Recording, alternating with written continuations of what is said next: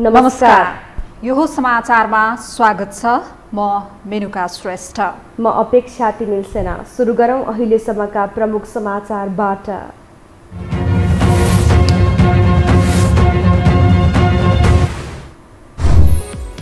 कुबाटबाट आएकोले देउबा सरकार प्रतिगमनकारी भएको एमाले अध्यक्ष ओलीको आरोप।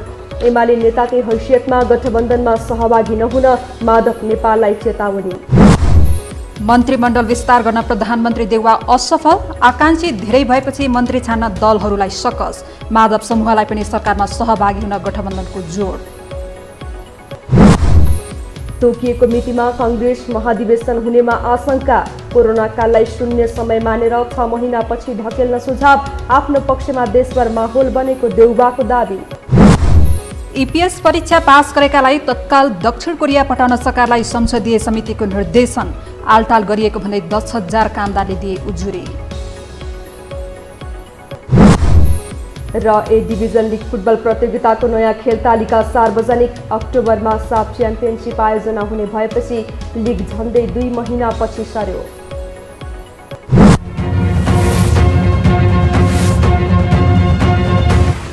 अब समाचार विस्तारमा। नेकपा एमाले पार्टी सदस्यताको नवीकरण र अद्यावधिक गर्न समय सीमा तोकेको छ। आज तुलसीलाल स्मृति प्रतिष्ठानमा बसेको स्थायी कमिटीको बैठकले सदस्यता नवीकरण र अद्यावधिकका लागि समय सीमा तोकेको हो। साउन 23 गतेभित्र जिल्ला पार्टी कमिटी र प्रदेश पार्टी कमिटीले सदस्यता नवीकरण र अद्यावधिक गरेर केन्द्रमा पठाइसक्नुपर्ने निर्णय बैठकले गरेको महासचिव ईश्वर पोखरेलले बताउनुभयो। उहाँले भदौ 27 र 28 गते विधान महाधिवेशन गर्न लागि सदस्यता अद्यावधिक र नवीकरण गर्ने कुरा टुङ्ग्याउनका लागि सो निर्णय गरिएको बताउनुभयो। स्थायी कमिटीको बैठक जारी छ, भोलि पनि बैठक हुन्छ। आज हामीले खास गरी पार्टी सदस्यतालाई नवीकरण गर्ने र अद्यावधिक गर्ने एउटा समय सीमा तय गरेका छौँ। पहिले नै निर्देशन दिइसकेको हो। अब साउन 23 गतेभित्र सबै ठाउँका पार्टी कमिटीहरूले, खास गरी जिल्ला पार्टी कमिटीले प्रदेश पार्टी कमिटीको तर्फबाट त्यो सदस्यता नवीकरण र अद्यावधिक गर्ने कुरा केन्द्रमा पठाइसक्नुपर्छ। पोखरेलका अनुसार एमाले देशव्यापी रूपमा असोज 3 गते ओडा तहको अधिवेशन गरिसक्नेछ। त्यस्तै असोज 9 गते पालिका स्तरका अधिवेशन गर्नेछ।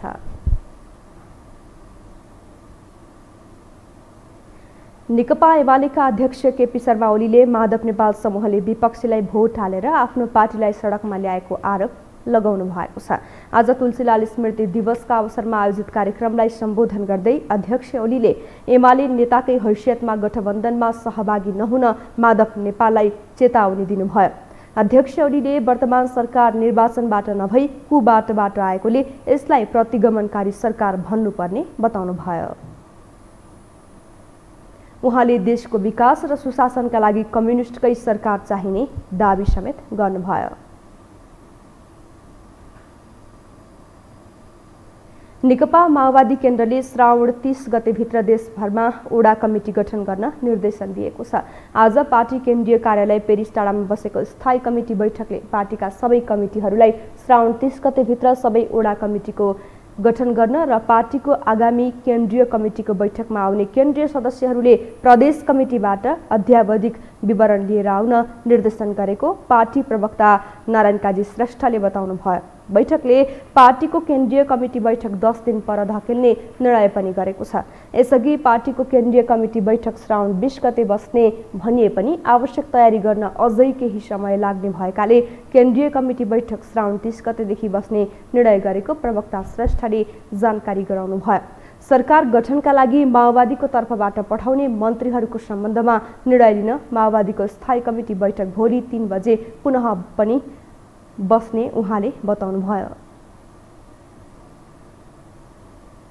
बैठकले केही दिन अघि महाकाली नदीमा भारतीय एसबी नेपाली नागरिक तर्दा तर्दैका तुइन खुस्किदिएका कारण एकजना बेपत्ता भएको घटनाको तत्काल छानबिन गरी दोषी उप कारबाही गर्न र भारत सरकारसँग गम्भीर आपत्तिसहित आवश्यक कारबाही प्रक्रिया अगाडि बढाउन माग समेत गरेको छ।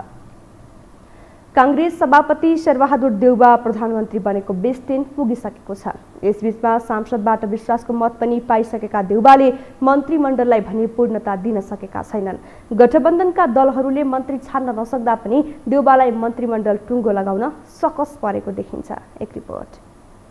गठबन्धनको सहयोगमा गठन भएको सरकारले झण्डै 3 साता बितिसक्दा समेत मन्त्रीमण्डललाई पूर्णता दिन सकेको छैन। अहिलेसम्म प्रधानमन्त्री सहित 5 सदस्यीय मन्त्री परिषद बने पनि सिंहदरबारमा रहेका अधिकांश मन्त्रालयहरू नेतृत्वविहीन छन्। सत्ता गठबन्धनभित्रका दलहरूको आन्तरिक किचलो हेर्दा मन्त्री परिषदले तत्काल पूर्णता पाउने देखिँदैन। 2 साता बितिसक्दा पनि यो बीचमा न त माओवादीले आफ्नो भागको मन्त्रीको टुङ्गो लगाउन सकेको छ न त जसपाले नै। मन्त्रीमण्डलको विषयलाई लिएर आइतबार बिहान प्रचण्ड र माधव बीच छलफल भएको छ। यस्तै नेकपा माओवादी केन्द्रले भने आइतबार पनि मन्त्रीको टुङ्गो लगाउन आन्तरिक छलफल गरे पनि सफल भएन। सोमबार बोलाइएको स्थायी कमिटी बैठकले थप छलफल गरी मन्त्रीको टुङ्गो लगाउने उसको तयारी छ। अब गठबन्धन एउटा निष्कर्षमा पुगेको छ। त्यसमा पनि जसपाले आफ्नो निर्णय अगाडि बढाइ नै सकेको छ र अरू पार्टीहरूसँग पनि निर्णयात्मक तहमा कुराकानी भइ नै रहेको छ। अब 1-2 दिन भित्रैमा मन्त्री परिषदलाई पूर्णता दिने गरी हामी अगाडि बढ्छौँ। अहिलेसम्म अध्यक्षलाई यसबारेमा अन्तिम निर्णय गर्ने अधिकार स्थायी समितिले दिइसकेको छैन। त्यसैले स्थायी समितिको बैठक भोलि 3 बजे पनि फेरि बस्दैछ। हाल सरकारमा प्रधानमन्त्री सहित कांग्रेसका 2 मन्त्री र 1 राज्य मन्त्री र माओवादी केन्द्रबाट 2 मन्त्री छन्। जसपा र नेपाल पक्षलाई समेटेर मन्त्री परिषदलाई पूर्णता दिने तयारीमा प्रधानमन्त्री लागेका छन्। कांग्रेस र माओवादीमा पनि थप मन्त्री छान्न बाँकी छ। त्यसो त करिब 1.5 वर्ष चल्ने वर्तमान गठबन्धनको सरकारमा मन्त्री बन्न चाहनेहरूको लस्कर लामै छ। यसै कारण माओवादी केन्द्रका अध्यक्ष पुष्पकमल दाहाल प्रचण्डलाई व्यवस्थापनमा टाउको दुखाइको विषय बनेको छ। जुन कुरा प्रचण्डले सार्वजनिक मञ्चमै व्यक्त गरिसकेका छन्। समस्या माओवादीमा मात्रै होइन, जसपा माधव समूह र गुटै गुटले भरिएको कांग्रेसभित्र पनि देखिएको छ। हाम्रो तर्फबाट या प्रधानमन्त्रीको ढिला सुस्तीको कारणबाट, आनाकानीको कारणबाट या मन्त्रीहरू छान्न नसकेको कारणबाट होइन। अब संयुक्त सरकार छ, त्यसमा खास गरेर नेपाली कम्युनिस्ट भयो, माओवादी केन्द्र, जसपा र अहिले तपाईँले भने जस्तै धेरै ठुलो भूमिका मैले आज यिनीहरू भोलिसम्ममा मन्त्री परिषद विस्तार गर्ने कुरा छ। मुख्य कुरा के भनेदेखि अब पटक 4 जना फेरि गरौँ, फेरि 3 जना गरौँ, फेरि यस्तो गरौँ साटो एकै मुष्ट सबै गरौँ भन्ने हिसाबले पनि हो। नेपाल पक्षले भने सरकारमा सहभागी हुने नहुने विषयमा स्पष्ट पारिसकेको छैन। तर पार्टीमा एकताको पहल भइरहेकोले पनि नेपाल पक्षले भने तत्काल सरकारमा सहभागी नहुने बताउँदै आएको छ। यता देउवालाई विश्वासको मत दिएका सांसदहरूले सरकारमा सहभागी हुनुपर्ने भन्दै नेपाललाई दबाब दिइरहेका छन्। लामो समयसम्म मन्त्रालय नेतृत्वविहीन हुँदा जनताको जनजीविकाको विषयहरू सम्बोधन हुन सकेका छैनन्। यो हो टेलिभिजनको लागि राजनैतिक ब्युरो, काठमाडौँ। अब बाँकी समाचार। आगामी भदौ महिनाभित्र महाधिवेशन गर्नै पर्ने संवैधानिक बाध्यता रहे पनि नेपाली कांग्रेसको तयारी त्यस अनुरूप देखिँदैन। वडा तहको अधिवेशन स्थगित भएसँगै तोकिएको मितिमा महाधिवेशन नहुने निश्चित छ र पनि नेताहरूले मुख फुर्न भनिसकेका छैनन्। बरु महाधिवेशन सार्न सकिने कानुनी आधारको खोजीमा नेताहरू लागेका छन्। एक रिपोर्ट। नेपाली कांग्रेसको तोकिएको महाधिवेशन मिति आउन 1 महिना मात्रै बाँकी छ। तर क्रियाशील सदस्यता वितरण विवादका कारण वडा तहको अधिवेशन नै स्थगित भएको छ। वडा तह स्थगित हुँदा साउन 20 गतेलाई तोकिएको प्रदेशसभा क्षेत्रीय अधिवेशन पनि स्थगित हुने निश्चित छ। तर कांग्रेसका शीर्ष नेताहरूले भने तोकिएकै मितिमा महाधिवेशन हुने रटान छाडेका छैनन्। त्यसैगरी दोस्रो तहका नेताहरू पनि महाधिवेशन मिति सार्न नहुने भन्दै दबाब दिइरहेका छन्। वस्तुगत रूपमा हेर्दा तोकिएको मितिमा कांग्रेस महाधिवेशन गर्न सम्भव देखिँदैन। संविधान अनुसार हरेक 5.5 वर्षभित्र सबै राजनैतिक दलले केन्द्रीय अधिवेशन गर्नुपर्ने बाध्यात्मक व्यवस्था छ। यो समय गुजारिसकेको कांग्रेसले महाधिवेशन सार्न संवैधानिक विकल्पको खोजी गर्नुपर्ने आवाज उठ्न थालेको छ। सर्वोच्च अदालतले लकडाउन अवधिलाई 0 अवधि मान्नुपर्ने बताएकोले त्यसमै टेकेर कांग्रेस महाधिवेशन 6 महिना सार्न सकिने नेताहरूको भनाइ छ। हामीले तोकेकै मितिमा इनकेस गर्न सकेनौँ, गर्ने चाहिँ हो, तर गर्न सकेनौँ भने प्लान बी कुनै पनि नेताले अर्को पनि राखी छोड्छ है। प्लान बी त्यो भने के भनेदेखि सर्वोच्च अदालतको 19 जनाको इजलासले गर्दा साल यो कोरोनाको यो लकडाउनको टाइमलाई 0 समय मानेको रहेछ। त्यो 0 समय प्लस अहिलेको 2 महिनाको टाइम 0 समय हो। अदालतमा आफूलाई चाहिँ त्यो लागू हुने त्यही नियम धर्मजले बनाएको व्याख्या गरेको नियम लागू हुने, अरूले लागू हुनु त होइन होला। त्यसको पनि हामीले हेरौँ। त्यो 6 महिना गऱ्यो भनेदेखि हामीले भौजमा ठ्याक्कै फागुन पुग्ने रहेछ। यो हामीले के भनेदेखि कुनै अन्य कारणले होइन कि यता शून्य अवधि मान्ने अदालतको निर्णय कर तिर्ने सवालमा आएकोले त्यसैको आधारमा महाधिवेशन सार्दा पछि झमेलामा पर्न सकिने भन्दै फास्ट ट्र्याकमा भए पनि तोकिएकै मितिमा महाधिवेशन गर्न नेतृत्वलाई दबाव पर्ने गरेको छ। कंग्रेसका युवा नेता गगन थापाले शून्य समयलाई आधार मानेर महाधिवेशन सार्दा कसैले मुद्दा हालेमा हार्न सकिने र एमाले जसपा लगायतका पार्टी जस्तो झोला बोकेर सर्वोच्च अदालत धाइरहनुपर्ने हुन सक्ने भन्दै लोकतान्त्रिक पार्टीको लागि यो शोभनीय नहुने बताउँछन्। कानुन बनाएका छौँ, एउटा गलत कानुनमा गल्ती गरेका रहेछौँ। के गल्ती गरेका रहेछौँ भने कि 5.5 वर्षमा पनि पार्टीको अधिवेशन सम्पन्न भएन भने अर्को 6 महिना थप्न पाइनेछ, 1 रुपियाँ जरिवाना गरेर वा 2 रुपियाँ जरिवाना गरेर भनेर कानुनमा लेखेका रहेछौँ। तर कसैले गरेर मुद्दा हाल्यो भने त्यो कानुन खारेज हुन्छ। पार्टी एउटा खालको ठुलो वैधानिक सङ्कटमा पर्दैछ। काङ्ग्रेसले भोलि गएर कि हामीले अहिले कोही भन्नुहुन्छ अदालतले यो कुरा बोल्दैन, अदालत त्यसो त म उहाँलाई प्रश्न गर्छु, अदालतले बोल्दैन भनेर कसैले भन्नुभयो भने न्यायाधीशसँग कुरा गरेको। हिजो केपी ओलीले अदालतको बारेमा बोल्दै गर्दा सेटिङ भनेको नि हामीले अहिले कसैले जिम्मा दिन सक्छ? आज नेपाल कम्युनिस्ट पार्टी एमालेका मानिसहरू अदालत धाकादायी छन्। माओवादीको त्यो माओवादी पनि होइन, एमाले पनि होइन भने सांसद अदालत धाकोदायी छ। जनता समाजवादी पार्टी अदालत धाकोदायी छ। काङ्ग्रेस अदालत धाउँछ? धाउँदैन काङ्ग्रेस अदालत। काङ्ग्रेसले आफ्नो अधिवेशन सम्पन्न गर्छ। त्यो अदालत भोलि गएर एउटा कसैले मुद्दा मात्र हाल्दियो, जितौँला मुद्दा, अनि हामी पनि झोला बोकेर अदालत धाएर बस्ने हो। हाम्रो पार्टीको वैधानिकता जोगाउने कुराको सन्दर्भ। नेपाली कंग्रेसको रामचन्द्र पौडेल पक्ष पनि महाधिवेशन सारेर जोखिम मोल्न नहुने पक्षमा देखिन्छन्। लोकतान्त्रिक पार्टी हुनुको नाताले लोकतान्त्रिक पद्धति मार्फत संविधानले दिएकै समयभित्र महाधिवेशन गर्नुपर्ने यो पक्षको दावी छ। विशेष अवस्था भएकोले यसअघि जस्तो व्यवस्थित रूपमा महाधिवेशन सम्पन्न गर्न नसकिए पनि जस्तो सकिन्छ त्यस्तै तरिकाले तोकिएकै समयमा महाधिवेशन गर्नुपर्ने आवाज उनीहरूले उठाइरहेका छन्। जे भए तापनि पार्टीको वैधानिक व्यवस्था छ, संविधान पार्टीको जुन नेपाली कांग्रेसको विधान छ, वैधानिक बाध्यता छ, संवैधानिक बाध्यता छ र यो बाध्यताको कारण नेपाली कांग्रेस लोकतान्त्रिक पार्टी भएको कारणले गर्दा आम जनताको चासो छ। लोकतान्त्रिक पार्टीले लोकतान्त्रिक प्रक्रियाबाट समयमै निर्वाचन आफ्नो महाधिवेशन सम्पन्न गर्नुपर्छ ताकि अरूले औला नदेखाओस् र त्यो हामीले गरेनौँ भने हामीमाथि औला उठाउँछ। त्यसो त कंग्रेस सभापति पनि राष्ट्रिय माहौल नै आफू अनुकूल भएकोले भदौमै महाधिवेशन गर्ने पक्षमा छन्। त्यसैगरी रामचन्द्र पौडेल र कृष्ण सिटौला पक्ष पनि महाधिवेशन चार्ने पक्षमा छैनन्। तर तयारी नै नपुगेको र विवाद नै समाधान नभएकोले नेताहरूले चाहँदैमा पनि महाधिवेशन तोकिएको समयमा गर्न सकिने अवस्था छैन। समय धेरै नै घर्किसकेकोले कंग्रेसमा महाधिवेशन चार्ने संवैधानिक व्यवस्था खोज्नुको विकल्प नरहेको विज्ञहरू बताउँछन्। प्रतिनिधि सभा अन्तर्गतको विकास तथा प्रविधि समितिले अविरल वर्षाका कारण विभिन्न सडक र पुलहरू क्षतिग्रस्त भएकोले यथाशीघ्र निर्माण कार्य सुचारू गर्न निर्देशन दिएको छ। आज बसेको समितिको बैठकले वर्षाका कारण देशभरका विभिन्न सडक खण्डमा निर्माणाधीन पुल क्षतिग्रस्त भएका र ती पुलहरू क्षतिग्रस्त हुनुका कारण पत्ता लगाई यथाशीघ्र निर्माण कार्य सुरु गर्न निर्देशन दिएको हो। निर्माणाधीन अवस्थामा रहेका पुलहरू क्षतिग्रस्त हुनुको वास्तविक कारण पत्ता लगाई यथाशीघ्र पुल निर्माणको कार्य सुचारू गर्न समिति पूर्वाधार तथा यातायात मन्त्रालय निर्देशन र साथै पुल निर्माणमा भएको प्राविधिक त्रुटि लगायतका भाषिङका विविध कारणहरू पहिचान गर्न समितिले उपयुक्त समयमा सो क्षेत्रको स्थलगत अनुगमन गर्ने भ्रमण टोलीमा सहभागी मानिहरू समेत सभापति र सचिवालयलाई जिम्मेवारी दिइएको छ। समितिले अरण्यको राजमार्ग अन्तर्गतको विभिन्न सडक खण्डहरू क्षतिग्रस्त भएकाले सडकको स्तरोन्नति गर्न आवश्यक पुलहरूको निर्माण गरी तत्काल यातायात सुचारू गर्ने व्यवस्था मिलाउन पनि निर्देशन दिएको छ। तीनै तहको सरकारसँग समन्वय गरी तत्काल उद्धार, राहत र पुनर्स्थापनाको प्रबन्ध मिलाउन भौतिक पूर्वाधार तथा यातायात मन्त्रालय, प्रधानमन्त्री तथा मन्त्री परिषदको कार्यालय र गृह मन्त्रालयलाई समितिले निर्देशन दिएको छ। जति पुलहरू क्षतिग्रस्त भयो यी सबै पुलहरू बनिसकेका पुलहरू होइन। कति पुलहरूको चाहिँ कस्तो भइरहेछ भने जस्तै यो अहिले हामीले यो प्री स्ट्रेच ब्रिज बनाउनु सुरु गरेका छौँ। करिब 18वटा ब्रिजहरू चाहिँ ती वास्तवमा तयार भएका पुलहरू होइन।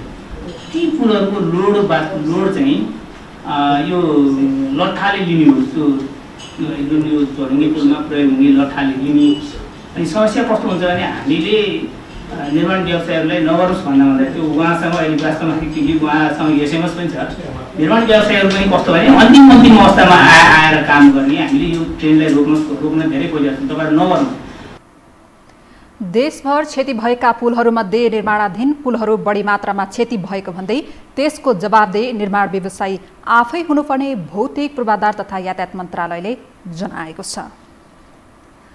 बलाधिकृत रथी प्रभुराम शर्मा कायम मुकायम प्रधान सेनापतिमा नियुक्त हुनुभएको छ। शर्मालाई प्रधान सेनापतिमा आज राष्ट्रपति विद्यादेवी भण्डारीले नियुक्त गर्नुभएको हो। सैनिक ऐन 2063 को दफा 8 को उपदफा 3 अनुसार नेपाल सरकार मन्त्री परिषदको सिफारिसमा राष्ट्रपति भण्डारीले बलाधिकृत रथी शर्मालाई कायम मुकायम प्रधान सेनापतिमा आज नियुक्त गर्नुभएको हो।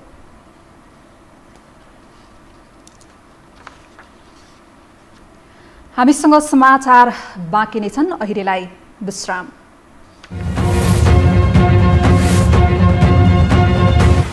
विश्रामपछि स्वागत छ। अब बाँकी समाचार। लुम्बिनी प्रदेश सभाले जसपाको कारबाहीका आधारमा पदमुक्त गरेका 3 जना मन्त्री आज सर्वोच्च अदालत पुगेका छन्। पार्टीको निर्देशन विपरीत सरकारमा सहभागी भएको भन्दै जनता समाजवादी पार्टीले सन्तोष पाण्डे, कल्पना पाण्डे र विजय बहादुर यादवलाई सांसद पदबाट मुक्त गर्न पत्राचार गरेको थियो। लुम्बिनी प्रदेश सभाले उनीहरूलाई शुक्रबार पदमुक्त गरेको थियो। मन्त्रीहरूले सर्वोच्च अदालतमा यस अघिको अन्तरिम आदेश प्राप्त रिटको विचाराधीन अवस्थामा फेरि पार्टीले कारबाही गरेको भन्दै जनता समाजवादी पार्टीले गरेको कारबाही दायर गर्न माग गरेका छन्।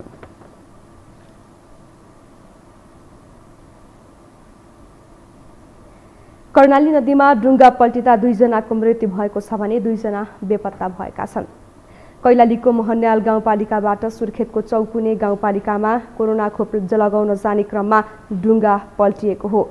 डुङ्गा पल्टिँदा 22 वर्षीय धनसरी सलामीको मृत्यु भएको हो। बेपत्ता 2 जनाको खोजी कार्य जारी रहेको प्रहरीले जनाएको छ। डुङ्गामा 10 जना सवार रहेकोमा अन्यले पौडिएर ज्यान जोगाएका हुन्।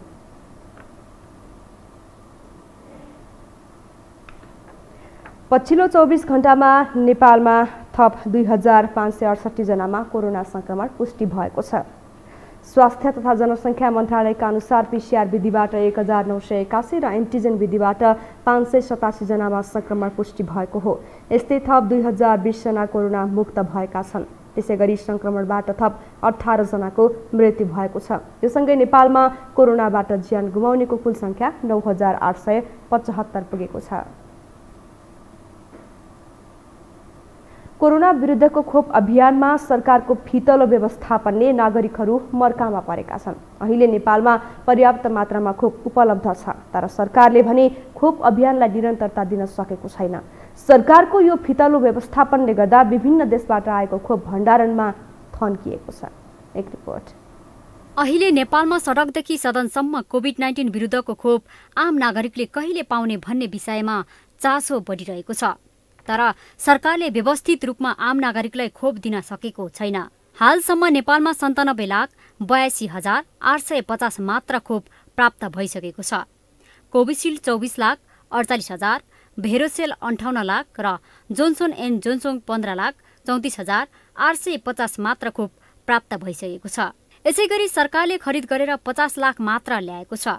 चीनबाट अझै भेरोसेल खोपको 16 लाख मात्र, कोभ्याक्स कार्यक्रम मार्फत जापानबाट एस्ट्राजेनेका खोप 16 लाख र भुटानले समेत 3 लाख डोज खोप नेपाललाई उपलब्ध गराउने भएको छ। भुटान जस्तो सानो देशले समेत नेपाललाई खोप उपलब्ध गराउने बताइरहँदा सरकारले भने आम नागरिकलाई व्यवस्थित तरिकाले खोप लगाउन सकेको छैन। 60 वर्षदेखि 64 वर्ष उमेरसम्मका नागरिकलाई खोप लगाए पनि कतिपय ठाउँमा खोप अभियान स्थगित भएपछि लक्षित वर्ग मारमा परेका छन्। कतिपय त अन्य उमेर समूहका मानिसहरूले पनि खोप लगाइरहेका छन् भने कतिपय ठाउँमा लक्षित वर्गलाई लगाउन पनि अपुग भएको भन्दै खोप अभियान बन्द हुँदै गइरहेका छन्। खोपको विषयमा सदनमै सरकारको आलोचना भइरहेको छ। प्रतिनिधि सभा सदस्य देवेन्द्र पौडेलले प्रधानमन्त्रीले सदनमा सम्बोधन गर्दा खोप नै पहिलो प्राथमिकता भने तापनि प्रभावकारी तरिकाले नलगाइरहेको बताए। उनले स्वास्थ्य निकायले व्यवस्थित तरिकाले खोप लगाउन नसकेको आरोप समेत लगाए। प्रधानमन्त्रीज्यूले सदनमा सम्बोधन गर्दाखेरि खोप खोप खोप भनेर भन्नुभएको थियो। 2078 4 12 गते स्वास्थ्य मन्त्रालयले विज्ञप्ति निकालेर नयाँ भेरिएन्ट प्रभावकारी छ, त्यसलाई नियन्त्रण गर्नुपर्छ भनेर वक्तव्य निकालेको थियो। खोप नै प्रभावकारी भएको हुँदाखेरि अहिले पनि प्रभावकारी प्रकारले खोप लगाउने व्यवस्थित प्रकारको स्वास्थ्य निकायहरूले परिचालन गरेको पाइएको छैन। त्यस्तै प्रतिनिधि सभा सदस्य दुर्गा कुमारी विश्वकर्माले तेस्रो लहरको जोखिमबाट नेपाली जनतालाई जोगाउन आवश्यक तयारी नभएको बताइन्। उनले सरकारसँग आम नागरिकलाई छिटो भन्दा छिटो भ्याक्सिन दिन माग समेत गरिन्। नेपाल सरकारलाई पहिलो बजेट आम नेपाली नागरिकलाई छिटो भन्दा छिटो भ्याक्सिन दिनको निमित्त म जोरदार माग गर्न चाहन्छु। त्यस्तै गरी बालबालिकाहरूको निमित्त अहिले स्वास्थ्य मन्त्रालयले हामीले सबैलाई तयारी गरेका, सबै हस्पिटलहरूमा इक्विपमेन्टको हिसाबले सबै तयारी गरेका छौँ भनेर भन्ने आइरहेको छ र त त्यस्तो देखिँदैन। काठमाडौँ महानगरपालिकाले पनि खोप केन्द्रमा भएको मौजदात समाप्त भएको भन्दै अर्को सूचना नआएसम्मका लागि खोप अभियान स्थगित गरेको छ। यता विज्ञहरूले भने भएको खोप निरन्तर नलगाउँदा भण्डारणमा समेत असहज हुने बताउँछन्। उनीहरूले अहिले पर्याप्त मात्रामा खोप भएकाले खोप अभियानलाई नरोक्न आग्रह गर्छन्। अब त खोप राख्ने ठाउँै हुँदैन होला जस्तो लाग्छ मलाई। कता कताबाट आउने भन्ने सुनिराखेको छ होइन। उसले चाहिँ भनिदियो होला आज अब चाहिँ अब इन्डियाले भनिराखेको छ म कुनै दिन पनि पठाइदिन सक्छु, जापानले भनिराखेको छ। अब आयो भने कहाँ लगेर राख्ने चाहिँ त्यो त सक्नु पऱ्यो नि, त्यो त स्टोर खाली गर्नु पऱ्यो होइन। त्यो त भण्डारणको त त्यो असीमित क्षमता त हुँदैन नि, यो त फेरि विशेष प्रकारको क्षमता हो। त्यसो गर्दाखेरि अब त्यो लाउनु पर्थ्यो कि फटाफट 3 शिफ्ट गरेर लगाए हुन्छ। स्वास्थ्य कर्मीको कुनै अनि चाहिँ कमी छैन। कति धेरै अब चाहिँ यो चाहिँ अब जागिर नपाएर यतिकै जागिर कुरेर बसेका छन्।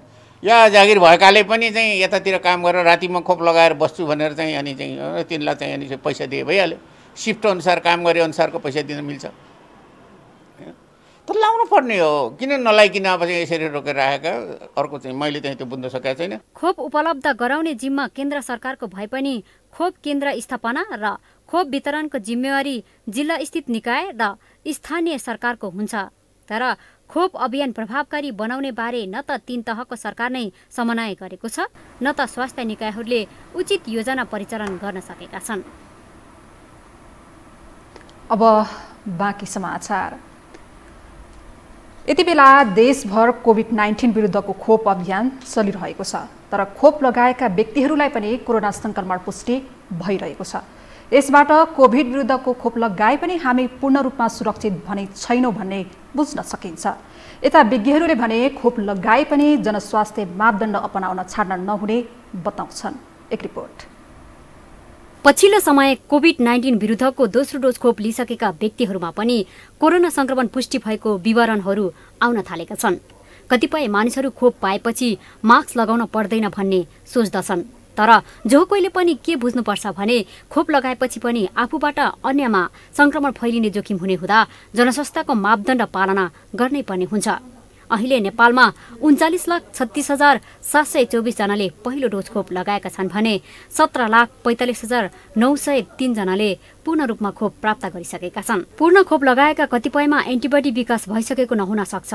त्यसैले पनि खोप लगाएकाहरूले आफू सुरक्षित छु भन्ने ठान्नु हुँदैन। यस्तो अवस्थालाई ब्रेक थ्रु इन्फेक्सन भनिन्छ। नेपालमा यस्ता ब्रेक थ्रु केस कति छन् भन्ने यकिन तथ्याङ्क छैन। त्यसैले खोप लिइसकेका व्यक्तिहरूले पनि सजग रहन र स्वास्थ्य सुरक्षाको मापदण्ड अपनाउन जनस्वास्थ्यविद डाक्टर बाबुराम मरसिनी सुझाव दिन्छन्।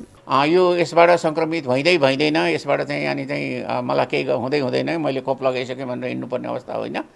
त्यसो गर्दा यो चाहिँ हामीले चाहिँ मास्क लगाउन चाहिँ अहिले अब चाहिँ छोड्नु हुँदैन। संक्रमणको निरन्तरता कायम रहेकाले नेपालमा तेस्रो लहरको उच्च जोखिम रहेको छ। खोप लिएपछि कोरोना संक्रमण भए तापनि यसबाट गम्भीर बिरामी पर्ने सम्भावना निकै कम हुन्छ। तर पनि खोप लिएपछि पनि भिडभाडमा नजाने, मास्कको अनिवार्य प्रयोग गर्ने, अर्को व्यक्तिसँग 2 मिटर दूरी कायम गर्ने तथा बेला बेलामा साबुन पानीले हात धुने जस्ता स्वास्थ्य सुरक्षाका मापदण्डहरूको पालनालाई निरन्तरता दिनुपर्छ। र त्यहाँ भेला भएका व्यक्तिहरू संक्रमित हुन सक्ने, उनको परिवारको सदस्य संक्रमित हुन सिकिस्त हुन सक्ने, ती कुराहरू चाहिँ सम्पूर्ण आम नागरिकले बुझ्न जरुरी छ। हामी जोखिममा छौँ, हामी सुरक्षित हुनुपर्छ। हामी यसरी नै हेलचक्र्या गर्ने भने फेरि जुन वैशाख जेठको अवस्थामा नपुगौँला भनेर भन्न सकिँदैन। अमेरिकामा पनि खोप लगाएको व्यक्तिलाई पनि संक्रमण पुष्टि भइरहेको छ। तर खोप लगाएकालाई पनि अस्पतालमै भर्ना हुनुपर्ने वा मृत्युकै मुखमा पुग्ने खतरा नहुने विज्ञहरू बताउँछन्। नागरिकले जनस्वास्थ्यको मापदण्डलाई व्यवहारमा लागू गर्न सकेका छैनन्। सबै खोप प्रापकहरूमा एन्टिबडीको स्तर सन्तोषजनक नहुनु र नयाँ भेरिएन्ट देखिँदै गर्दा संक्रमणको जोखिम नै छ। यता पूर्ण खोप लगाएकामा एन्टिबडी विकसित नभए के गर्ने भन्नेमा भने सम्बन्धित निकायले चासो देखाएको छैन। यो हो टेलिभिजनका लागि लीलामाया ठटाल, काठमाडौँ। संसदीय समितिले ईपीएस परीक्षा पास गरेर अलपत्र परेका कामदारलाई तत्काल दक्षिण कोरिया पठाउन सरकारलाई निर्देशन दिएको छ। ईपीएस परीक्षा पास गरेर बसेका करिब 10,000 कामदारहरूले दक्षिण कोरिया पठाउने काममा सरकारले आलटाल गरेको भन्दै समितिमा उजुरी दिएका थिए। सोही उजुरीको सुनवाई गर्दै आवश्यक प्रक्रिया पूरा गरे तत्काल उनीहरूलाई दक्षिण कोरिया पठाउन समितिले निर्देशन दिएको हो। एक रिपोर्ट। संघीय संसद राष्ट्रिय सभा अन्तर्गतको प्रत्यायोजित व्यवस्थापन तथा सरकारी आश्वासन समितिको आइतबार सिंहदरबारमा बसेको बैठकले ईपीएस परीक्षा पास गरेर बसेका कामदारलाई तत्काल दक्षिण कोरिया पठाउन प्रधानमन्त्री तथा मन्त्री परिषद कार्यालय, श्रम रोजगार तथा सामाजिक सुरक्षा मन्त्रालय, परराष्ट्र मन्त्रालय र स्वास्थ्य तथा जनसङ्ख्या मन्त्रालयलाई निर्देशन दिएको छ। ईपीएस परीक्षा पास गरेर बसेका करिब 10,000 कामदारहरूले दक्षिण कोरिया पठाउने काममा सरकारले आलटाल गरेको भन्दै समितिमा उजुरी दिएका थिए। सोही उजुरीको सुनवाई गर्दै सम्बन्धित मन्त्रालयसँग छलफल गरी आवश्यक प्रक्रिया पूरा गरी तत्काल उनीहरूलाई दक्षिण कोरिया पठाउन निर्देशन दिइएको समितिका सभापति रामनारायण बिडारीले जानकारी दिए। मुख्य सचिवले समन्वय गर्ने गरी अहिलेको श्रम सचिव, स्वास्थ्य सचिव र परराष्ट्र सचिव समेत रहेको समन्वयकारी भूमिका खेली उहाँहरूले आवश्यक प्रक्रिया अवलम्बन गरी छिटो कार्य गर्नु र पास भइसकेकाहरूलाई प्रक्रिया मिलाइकन कोरिया पठाउनु भन्ने निर्देशन जारी हुन्छ। बैठकमा ईपीएस परीक्षा पास गरेका कामदारहरूलाई समेत दक्षिण कोरिया पठाउने काममा आलटाल गरेको भन्दै समितिका सदस्यहरूले सरकारको चर्को आलोचना गरेका थिए। समितिका सदस्य खिमलाल देवकोटाले सबै प्रक्रिया पूरा गरेका कामदारलाई अझै दक्षिण कोरिया नपठाएर सरकारले निर्लज्जता प्रकट गरेको भन्दै आपत्ति जनाए। अस्ति ती भाइहरू आउनुभयो, यस्तो उहाँहरूले हामी कहिले मन्त्रालय कुनै कहिले परराष्ट्र मन्त्रालय धायौँ, कहिले श्रम मन्त्रालय धाएका छौँ, कहिले स्वास्थ्य मन्त्रालय, हामी होइन मानुस् न दूर दराजबाट कहाँदेखि आएर मन्त्रालयमा कुदाएका छौँ, होइन विभागमा कुदाएका छौँ। यो दुर्भाग्य क्या, यो निर्लज्जता भन्ने गरेको छु मैले, होइन यो सरकार छ कि छैन, हामीले के गरेर बसेका छौँ। समितिका सदस्यहरूले उठाएका प्रश्नको जवाब दिँदै मुख्य सचिव शङ्करदास बैरागीले आवश्यक प्रक्रिया पूरा गरी ईपीएस परीक्षा पास गरेकाहरूलाई छिटो दक्षिण कोरिया पठाउन आफूले समन्वयकारी भूमिका निर्वाह गर्ने प्रतिबद्धता व्यक्त गरे। उनले कोभिड सङ्कटका कारण उनीहरूले समयमै कामका लागि दक्षिण कोरिया जान नसकेको पनि समितिका सदस्यहरूलाई जानकारी दिए। पुरानो प्रणाली अन्तर्गत चाहिँ छनौट भइसकेका परीक्षा दिएर बसेका विद्यार्थीको हकमा पुरानै एमओयूको रुल लागू हुने भावनाले त्यो अनुसार गरौँ। नयाँ कुराहरूमा संशोधन सुधार गर्नु छ भने त्यसलाई पनि हामी सहज ढङ्गले अगाडि बढ्नुपर्ने हुन्छ। हामीले हाम्रो प्रणालीलाई सुदृढ बनाउने, यसलाई भरपर्दो बनाउने विषयमा हिचकिचाहट गर्नु हुँदैन। त्यो सुझाव म पनि दिन चाहन्छु। त्यसैले जति पनि कुराहरू छन् उनीहरूसँग बसेर कूटनीतिक तवरबाट छलफल गरौँ, उनीहरूलाई आश्वस्त पारौँ र त्यो अनुसार अगाडि बढौँ। श्रम रोजगार तथा सामाजिक सुरक्षा मन्त्रालयका सचिव सूर्य प्रसाद गौतमले खोप उडानका लागि प्लेनको आवश्यक व्यवस्था मिलाउन नसक्दा ईपीएस परीक्षा पास गरेर पनि कामदारहरूलाई दक्षिण कोरिया पठाउने काममा ढिलाइ भएको स्पष्टीकरण दिए।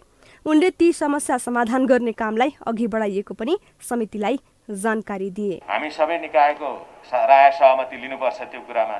आर्थिक कुरा जोडिएको हुँदा हामीले अस्ति 14 गते नै अर्थ मन्त्रालयमा राय सहमतिको लागि पठाइसकेका छौँ निर्देशन यो निर्देशिका संशोधनको लागि। त्यहाँबाट आएपछि कानुन मन्त्रालयको राय लिन्छौँ र तर्जुमा सहमति लिइसकेपछि अनि क्याबिनेट पठाउँछौँ। त्यस भएले मलाई लाग्छ अस्ति पनि मैले भनेको छु 10 दिनभित्रमा हामी यो करिब टुङ्ग्याउँछौँ भनेको छु। समितिको बैठकमा स्वास्थ्य तथा जनसङ्ख्या मन्त्रालयका सचिव डाक्टर रोशन पोखरेलले कोरियाका लागि जाने कामदारहरूका लागि कोरोना विरुद्धको खोपको आवश्यक व्यवस्था मिलाउने प्रतिबद्धता व्यक्त गरे भने परराष्ट्र मन्त्रालयका सचिव भरतराज पौडेलले श्रम सम्झौताका लागि कुनै समस्या भए तत्काल सम्बोधन गर्न आफ्नो मन्त्रालय तयार रहेको बताए। सरकारले ह्युमन मिल्क बैंक स्थापना गर्ने भएको छ।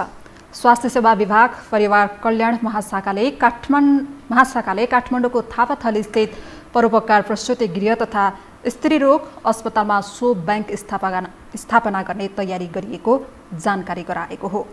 जन्मेदेखि 6 महिनासम्मका शिशुलाई अनिवार्य रूपमा आमाको दुध मात्रै खुवाउनु पर्ने भएकाले प्रशस्त दुध आउने आमाको दुध संरक्षण गरेर राख्न सो बैंक स्थापना गर्न लागि महाशाखाका पोषण शाखा प्रमुख केदारराज पराजुलीले जानकारी दिनुभयो। ह्युमन बैंक चाहिँ के हो भन्दाखेरि जस्तै कति आमाको दुध प्रशस्त आउँछ बच्चालाई पुग्ने भन्दा पनि बढी हैन, त्यस्तो दुध हामी कलेक्सन गर्छौँ। एउटा मेसिन छ, झन्डै 1 करोड जतिको हाराहारी पर्ने मेसिन छ। त्यो मेसिनमा प्रिजर्भ गरेर राख्छौँ र जुन आमाको तत्काल दुध आउँदैन अथवा तत्काल त्यहाँ चाहिँ दुध दिनुपर्ने अवस्था छ, त्यस्तो स्पेसल पेडियाट्रिसियनको सिफारिसमा मात्रै हुन्छ। र त्यस्तो बच्चालाई चाहिँ त्यो दुध चाहिँ खुवाउने व्यवस्था हामी शाखाले सो बैंकमा दुध राख्नका लागि करिब 1 करोडको मेसिन खरिद गर्ने तयारी गरिएको पनि जनाएको छ। कार्यक्रममा आमाको दुधलाई विस्थापित गर्ने गरी आएको ल्याक्टोजिनको विज्ञापन नगराउन पनि सम्बन्धित सबै पक्षलाई समेत सचेत गराइएको छ। शाखाका प्रमुख पराजुलीले ल्याक्टोजिनको विज्ञापन गरेको पाइए कडा कारबाही गर्ने चेतावनी समेत दिनुभएको छ। यातायात व्यवस्था विभागले भदौबाट सवारी चालक अनुमति पत्र लाइसेन्स खुलाउने तयारी गरेको छ। यसअघि प्रदेश सरकारले कुनै निर्णय नगरेकाले ट्रायल खोल्ने काममा अनिल देखिएको थियो। यद्यपि अब पनि प्रदेश सरकारले निर्णय नलिए विभागले भदौको पहिलो साताबाटै सवारी चालक अनुमति पत्र खुलाउने तयारी गरेको छ। पहिलो चरणको लकडाउन 2076 चैतबाट बन्द भएको ट्रायलको कामलाई विभागले डिजिटल माध्यमबाट फारम भर्न मिल्ने गरी 77 पुस 14 गतेबाट खुलाएको थियो। यसअघि करिब 4 महिनापछि अर्थात् कोरोना भाइरस न्यूनीकरणका लागि गरिएको दोस्रो चरणको लकडाउनसँगै गत वैशाखबाट लाइसेन्सको काम बन्द भएको थियो। पुसदेखि वैशाखसम्म फारम भरेका झण्डै 6 लाख मानिसहरू ट्रायलको प्रतीक्षामा छन्। अब नयाँ ट्रायल खुलेसँगै प्रतीक्षामा रहेकाको पालो क्रमशः आउने विभागले बताएको छ। अबको परीक्षा नयाँ प्रावधान अनुरूप नै हुने विभागले जनाएको छ। सरकारले गत जेठ 1 गतेदेखि नै नयाँ निर्देशिकामा आधारित परीक्षा सञ्चालन गर्ने तयारी गरेको थियो। यद्यपि लकडाउनले पछाडि धकेलिएको हो।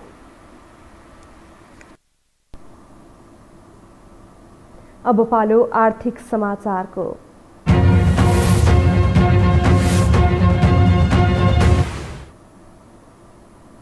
साताको पहिलो कारोबारको दिन आज नेपाल स्टक एक्सचेन्ज नेप्से परिसूचक सामान्य अङ्कले बढेको छ। आज नेप्से परिसूचक 1.25 अङ्कले बढेर 3081.05 अङ्कमा पुगेको छ। त्यस्तै आज क वर्गका कम्पनीहरूको कारोबार मापन गर्ने सेन्सिटिभ इन्डेक्स पनि 1.24 अङ्कले बढेको छ। कारोबार रकम भने 12 अर्ब रुपियाँ नाघेको छ। आज 226 कम्पनीका 3 करोड 3 लाख किता सेयर 12 अर्ब 10 करोड रुपियाँमा कारोबार भएका छन्। सबैभन्दा धेरै नेसनल हाइड्रो पावर कम्पनीको 36 करोड रुपियाँको सेयर किनबेच भएको छ। आज व्यापार समूहको सेयर 70.5 अङ्कले, विकास बैङ्कको 19 अङ्कले, जलविद्युतको 80 अङ्कले, उत्पादनको 35, माइक्रो फाइनान्सको 65 अङ्कले र लगानी समूहको सेयर झण्डै 2 अङ्कले बढेको छ। आज जलविद्युत समूहका सबैजसो कम्पनीमा हरियाली देखिएको छ। बैङ्क, होटल, फाइनान्स, बिमा, अन्य र म्युचुअल फन्ड समूहको सेयर भने घटेको छ। हामीसँग अन्तर्राष्ट्रिय र खेल समाचार बाँकी नै छन्। अहिलेलाई विश्राम।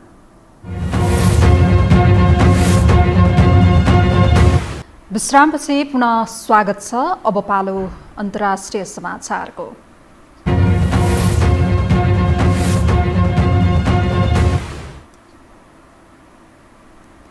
अफगानिस्तानका प्रमुख 3 शहरमा तालिबान लडाकु र सरकारी सेना बीच भिडन्त भइरहेको छ। दक्षिण तथा पश्चिमी क्षेत्रका प्रमुख 3 शहरमा भिडन्त भइरहेको अन्तर्राष्ट्रिय सञ्चार माध्यमले जनाएका छन्। सरकारी सेनाबाट खोसेर ती शहर आफ्नो नियन्त्रणमा लिने प्रयासमा तालिबान लडाकु रहेका छन्। हेरात, लस्करगाह र कान्दाहार शहर कब्जामा लिने प्रयासमा तालिबान लडाकु सरकारी सेनासँग भिडन्तमा उत्रिएका हुन्। अमेरिकी सहितका अधिकांश विदेशी सैनिकहरू सेप्टेम्बरको अन्त्यसम्ममा फिर्ता हुने घोषणासँगै तालिबानले ग्रामीण क्षेत्रहरूमा आफ्नो पकड तीव्र रूपमा विस्तार गरेको छ। तर प्रमुख सहरहरू भने अझै पनि सरकारी सेनाको नियन्त्रणमा रहेका छन्। सरकारी सेना र तालिबान विद्रोही बीचको निरन्तरको भिडन्तले गम्भीर मानवीय सङ्कट आउन सक्ने अधिकारीहरूले चेतावनी दिएका छन्।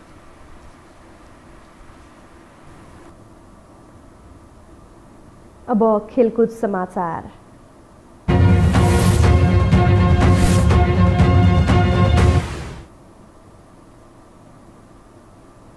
शहीद स्मारक ए डिभिजन लिग फुटबल प्रतियोगिता कार्तिक अन्तिम सातादेखि सुरु हुने भएको छ। यस वर्षको ए डिभिजन लिग कार्तिक 29 गतेबाट सुरु हुने अखिल नेपाल फुटबल संघ एन्फाले जनाएको हो। एन्फाले ए डिभिजनका 14 क्लबसँग छलफल गर्दै लिगको नयाँ मिति तय गरेको हो। यसअघि भने एन्फाले शीर्ष लिग असोज 3 गतेबाट सुरु गर्ने जनाएको थियो। तर अक्टोबरको पहिलो साता साफ च्याम्पियनसिप आयोजना हुने भएपछि लिग पछाडि सारिएको हो। साफ आयोजनाका लागि नेपाल र मालदिप्सले दाबी पेश गरिसकेको छ। राष्ट्रिय टोलीका प्रशिक्षक अब्दुल्ला अलमुताइरीले सामाजिक सञ्जाल मार्फत राजीनामा दिने घोषणा गरेसँगै नेपाली फुटबल क्षेत्र आश्चर्यमा पर्यो। उनले आफ्नो राजीनामाको कारण वरिष्ठ उपाध्यक्ष रहेको खुलाएपछि त झन् फुटबल क्षेत्रमा भूकम्प नै गयो। एक रिपोर्ट। पछिल्लो एक सातादेखि अखिल नेपाल फुटबल संघ एन्फाले सबैको ध्यान आफूतिर तानेको छ। कहिले आर्थिक मामिला त कहिले खेलाडी छनौट सधैँ जस्तो विवादमा तानिरहने एन्फा यसपटक भने नेपालका मुख्य प्रशिक्षक अब्दुल्लाह अल मुताइरीको राजीनामापछि छत्ता छुल्ल नै हुने गरी बाहिर निस्कियो। एन्फा अहिले वर्तमान अध्यक्ष कर्मा छिरिङ शेर्पा र वरिष्ठ उपाध्यक्ष पंकज विक्रम नेम्बाङ सहित 2 धारमा छुटिएको छ। एन्फामा चुनाव आउन 1 वर्षभन्दा बढी दिन बाँकी रहँदा अहिलेदेखि नै चुनावी माहौल बनेको संकेत पछिल्लो केही गतिविधिले देखाएको छ। नेम्बाङ र प्रशिक्षक अल मुताइरीको विवादलाई पनि आगामी चुनावसँग जोडेर हेरिएको छ। हरेक क्षेत्रमा विवाद हुनु जरुरी छ। यदि व्यक्तिगत स्वार्थभन्दा माथि उठेर फुटबलका लागि विवाद गरिन्छ भने त्यो फाइदाजनक नै हुन्छ। तर अहिले फुटबलमा जुन विवाद देखिएको छ त्यो कतिपय विवाद व्यक्तिगत स्वार्थकै लागि भएको राष्ट्रिय खेलकुद परिषदका बोर्ड सदस्य हरि खड्काको बुझाइ छ। अब मैले हेर्दाखेरि चाहिँ के देखिन्छ भने कतिपय कुरामा चाहिँ पर्सनल नै देखिन्छ हैन। समग्र फुटबलको डेभलपमेन्टको लागि त अब किनभने हामी त्यो पोलिटिक्स क्षेत्रमा चाहिँ नपसेको कारणले हामीलाई त टेक्निकल डेभलप हुनु पर्यो हैन। हामीलाई त प्लेयरको चाहिँ डेभलपमेन्ट हुनु पर्यो। नेपाली राष्ट्रिय टिमका मुख्य प्रशिक्षक अब्दुल्ला अल मुताइरीले गत आइतबार फेसबुक मार्फत आफ्नो राजीनामाको घोषणा गरेका थिए। सबैले आश गरेको प्रशिक्षकको अचानक यस्तो घोषणाले नेपाली फुटबलमा तहल्का नै मचियो। अल मुताइरीले वरिष्ठ उपाध्यक्ष नेम्वाङले आफ्नो काममा दखल अन्दाजी गरेका कारण आफू राजीनामा दिन एन्फा जान लागेको कुरा लेखेका थिए। तर अहिलेसम्म पनि नेम्वाङले उनलाई के कारणले दुःख दिए भनेर कहीँ कतै खुलाएका छैनन्। यद्यपि घटना भएको 5 दिनपछि बिहिबार भने अल मुताइरीले पनि 2 पत्रकार र नेम्बाङ विरुद्ध छानबिनका लागि निवेदन दिएका छन्। यसरी हेर्दा अल मुताइरी एन्फाको राजनीतिमा घुसेको हो कि भन्ने शंका नेपाली फुटबललाई नजिकबाट नियालिरहेका फुटबल पण्डित बताउँछन्। प्रशिक्षकको जिम्मेवारी राजनीति भन्दा पनि खेल र खेलाडीलाई कसरी माथि उकास्ने भन्नेमा नै हुनुपर्ने खड्का बताउँछन्। विवाद केको लागि गर्ने भन्ने कुराहरु चाहिँ मुख्य पाटो हो जस्तो लाग्छ। डेभलपमेन्टको लागि डिस्कसन हुनै पर्छ जस्तो लाग्छ। तपाईको चाहिँ अनि प्लेयरलाई दिने सुविधाको लागि त्यहाँ लड्नै पर्छ हैन। त्यसको लागि विवाद हो भने चाहिँ त्यो राम्रो हुन्छ। तर पर्सनल इस्युजहरुलाई लिएर मैले चाहिँ पर्सनल बेनिफिट लिनको लागि यदि मैले विवाद गर्छु भने त्यसले नेपाली फुटबललाई राम्रो। अल मुताइरीले आफूमाथि लगाएको आरोप षड्यन्त्रपूर्ण रहेको वरिष्ठ उपाध्यक्ष नेम्वाङले प्रतिक्रिया दिएका छन्। एन्फाले छानबिन समिति गठन गर्नुपर्ने र त्यसमा प्रशिक्षकले लगाएको आरोप पुष्टि भए आफूले तत्कालै राजीनामा दिन तयार भएको बताएका थिए। म आफै आश्चर्यचकित छु। मलाई विश्वास छ एन्फाले यो छानबिन समिति गठन गर्छ र यसमा मलाई दोषी देख्यो भने म फुटबल संघबाट राजीनामा दिन तयारी छु। उसले कसको दोषी देखिन्छ छानबिनबाट ऊ यसको भागीदार हुनुपर्छ। वरिष्ठ उपाध्यक्ष नेम्वाङको गल्ती भएको भए एन्फा कारबाही गर्न पछि हट्दैनथ्यो। तर कहीँ कतै प्रशिक्षकको गल्ती भएको हुँदा कतार फुटबल संघसँग सम्बन्ध नबिग्रियोस् भन्ने एन्फा चाहन्छ। एन्फाले शुक्रबार नेम्वाङको मागमा केन्द्रीय कमिटिको आपतकालीन बैठक त राख्यो। उक्त बैठकमा उपाध्यक्ष नेम्वाङ, प्रशिक्षक अल मुताइरी र 2 सञ्चारकर्मी 3 पक्षले छानबिनका लागि छुट्टा छुट्टै निवेदन दर्ता गराए। सो बैठकमा अलमुतारीलाई कारबाही गर्दा नेपाली फुटबललाई अप्ठ्यारो पर्न सक्ने बताउँदै स्वतन्त्र छानबिनका लागि युवा तथा खेलकुद मन्त्रालयलाई अनुरोध गर्ने निर्णय गरेको थियो। विगतका दिनहरूमा साहसिक निर्णय गरेको एन्फाले यति सानो विवाद मिलाउन पनि निरीह बनेर मन्त्रालय गुहार्नुपर्ने अवस्थामा एन्फा पुगेको हो भन्ने प्रश्न 2 दशक एन्फाको अध्यक्ष बनेका गणेश थापाले वर्तमान नेतृत्वलाई गरेका छन्। आफ्नो प्रशिक्षक र एउटा वरिष्ठ उपाध्यक्षको बीचमा भएको सामान्य निर्णय पनि गर्न नसकेर हामीले सकेनौं। खेलकुद परिषद वा मन्त्रालयले गरिदिनु पर्यो भनेर जुन निर्णय भएको देख्दा आज मलाई एन्फाको नेतृत्व र एन्फा कति निरय भएछ भन्ने कुराको मलाई सम्झना आएको छ। अलमुताइरी पछिल्लो समय नेपालकै सामाजिक सञ्जालमा चर्चित पात्र मध्येका पर्छन्। उनी आफ्नो व्यक्तिगत समय समर्थक माझ रहेर व्यतीत गरेकै कारण नेपाली फुटबल समर्थक माझ निकै प्रिय छन्। पछिल्लो पटक राष्ट्रिय टोलीले केही आशा लाग्दो प्रदर्शन गरेपछि उनको चर्चा झनै चुलियो। उनको सकारात्मक पक्षहरू धेरै छन्। उनले खेलाडीलाई एकताबद्ध गराएका छन्। नेपाली खेलाडीमा एक किसिमको हौसला दिएका छन्। नेपाली फुटबलमा केही राम्रो गरौं भन्ने उत्साह देखिन्छ। एन्फामा भएको राजनीतिको बारेमा नेपाली फुटबल प्रशंसक र प्रेमीहरूले पनि बुझ्न र थाहा पाउन जरुरी छ कि के सही हो र के गलत हो भन्ने। फुटबल विकास चाहने हो भने सहीलाई सही र गलतलाई गलत भन्न सक्नुपर्छ। यो विवादले नेपाली फुटबललाई गलत बाटोतिर नलगोस् हाल अलमुतारी प्रशिक्षणमा लागिसकेका छन्। यो हो टेलिभिजनका लागि निरज कोइरालाको रिपोर्ट। खेल समाचार सँगै हामी यो समाचारको अन्त्यमा आइपुगेका छौं। बिदा हुनु अघि प्रमुख समाचार पुनः एकपटक।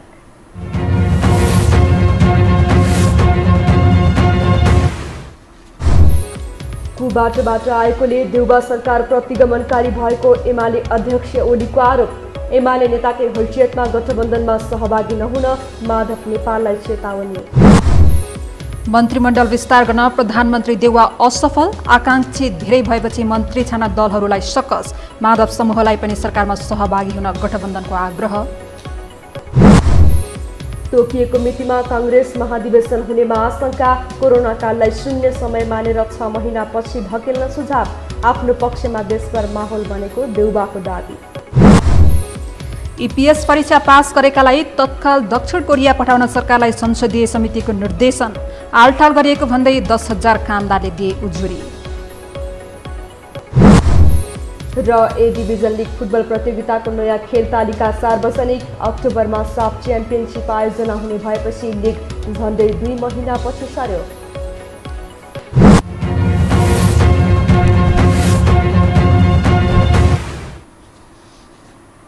हवस् त यो हो समाचार सकियो। समाचार बुलेटिनका साथै यो हो टेलिभिजनका सम्पूर्ण कार्यक्रम यो हो टेलिभिजन.com यो हो खबर.com युट्युब र फेसबुकमा पनि पढ्न र हेर्न सक्नुहुनेछ। मोबाइलमा यो हो टिभी एप डाउनलोड गरी हामीलाई प्रत्यक्ष हेर्न सक्नुहुनेछ। तथ्य सहितको निष्पक्ष समाचारका लागि हेर्दै रहनुहोला यो हो टेलिभिजन। नमस्कार।